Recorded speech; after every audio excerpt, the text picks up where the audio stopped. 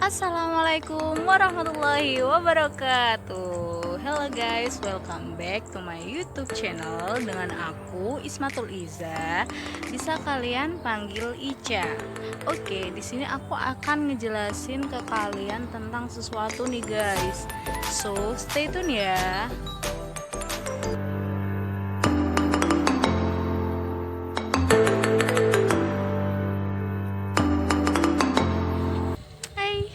Oh ya guys, sekarang ini aku lagi ada di tengah sawah loh. Nah, kalian penasaran kan kenapa kok aku lagi ada di tengah sawah? Yang pasti aku punya tujuan dan maksud tertentu nih aku ada di tengah sawah sekarang. Nah, di sini aku akan ngejelasin ke kalian tentang beberapa potensi yang dimiliki oleh daerah Pasuruan. Sebenarnya itu ya guys, banyak banget potensi yang dimiliki oleh daerah Pasuruan itu. Tapi di sini aku akan ngejelasin 3 aja ke kalian. Yang pertama itu potensi daerah yang dimiliki oleh Pasuruan itu ada di sektor pariwisata. Untuk yang kedua itu ada di sektor industri. Nah, yang ketiga ini yang aku mau jelasin secara spesifik ke kalian tentang potensi daerah di sektor pertanian dan perkebunan. Nah guys, untuk potensi daerah yang dimiliki Pasuruan, yang pertama itu ada sektor pariwisata. Nah, kalau kalian ke Pasuruan, kalian mesti mampir nih ke pariwisata yang ada di Pasuruan, soalnya banyak banget. Yang pertama itu kalian bisa ke Gunung Bromo. Terus yang kedua itu juga ada Kebun Raya Purwodadi. Ada juga Taman Safari Prigen guys. Juga ada air terjun, bakti alam. Terus ada juga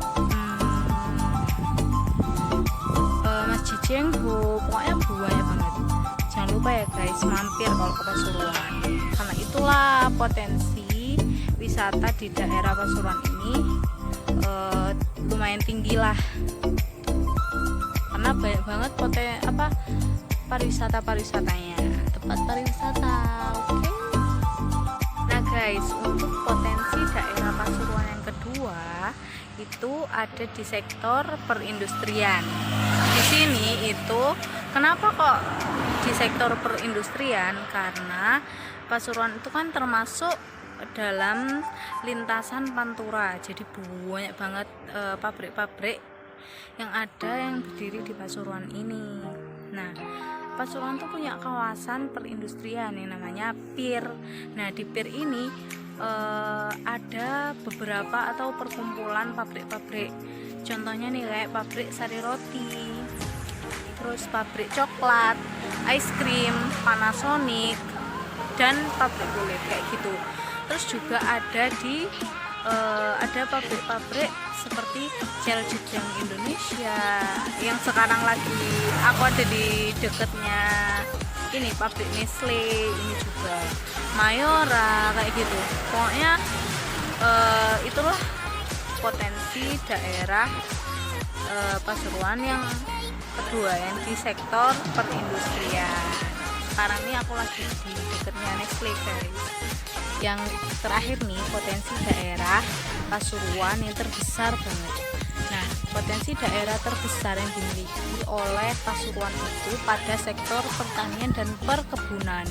Kenapa sih kok potensi daerah Pasuruan itu yang terbesar itu pada sektor pertanian dan perkebunan? Karena Pasuruan itu terdiri dari 2 dataran guys, dataran tinggi dan dataran rendah, sehingga memungkinkan untuk hasil di sektor pertanian dan perkebunan itu melimpah banget. Seperti contohnya nih, seperti padi, tebu, atau bunga krisan kalau di daerah dataran tinggi. Terus ada juga bunga sedap malam dan lain sebagainya. Pokoknya melimpah banget deh. Oh ya guys, Pasuruan itu juga pernah dijuluki dengan daerah lumbung padi karena Pasuruan itu menghasilkan padi yang melimpah banget dan kualitasnya baik. Nah, habis ini guys, aku akan interview salah satu orang atau beberapa orang gitu tentang bagaimana sih pengelolaan padi secara baik dan benar itu kayak apa, pemasarannya itu gimana gitu. So stay tune ya guys. Gini Pak, saya mau nanya nih, gimana cara prosesnya menanam padi sampai panen padi? Umur 18 hari ini ditanam, umur 20 hari ada pemupukan, setelah itu umur 25 hari dibuang rumputnya dibuang, setelah itu ada pemupukan umur 35 hari. 35 hari ke atas itu diobat setiap 2 minggu sekali. Setelah itu umur 105 hari dipanen, dibawa ke penggilingan padi. Setelah itu di sana dijual gabahnya ke penggilingan padi, diproses, terus cara penjualannya dibawa ke pasar, Diseleb itu ya diseleb, dibawa ke pasar tradisional, ke toko-toko. apa pemasarannya itu apa, sampai luar kota apa? Ya tergantung seleb yang mengelola penggilingan padinya, bisa luar kota. Jadi di sana di selebnya itu beras apa, padinya itu diproses? Ya diproses jadikan beras, dikemas 25 kilo, 10 kilo, 15 kilo, ada yang 5 kilo. Yang kalau 5 kilo itu biasanya yang premium, itu agak mahal harganya. Nah, dari sini Pak, saya mau minta pendapat Bapak nih. Apa Bapak setuju kalau seumpamanya proses dari pengolahan hasil pertanian dan perkebunan yang ada di Pasuruan ini dijadikan muatan lokal untuk pelajaran anak-anak dari jenjang SD sampai SMA?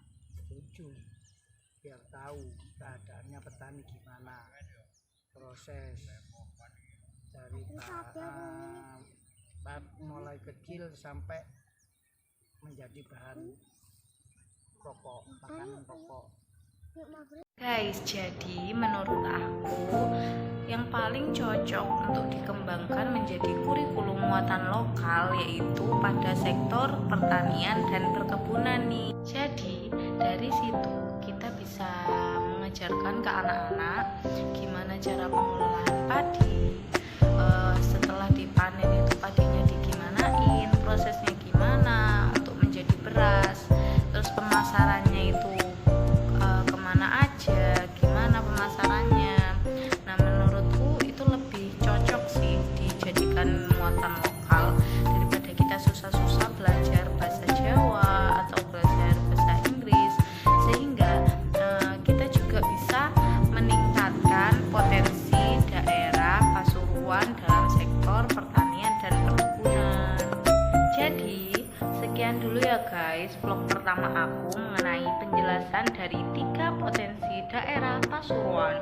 Semoga bisa bermanfaat bagi kalian semua. Maafkan aku ya guys kalau ada salah kata atau apapun itu, karena ini vlog pertama aku, jadi aku masih amatir. Oke, jadi see you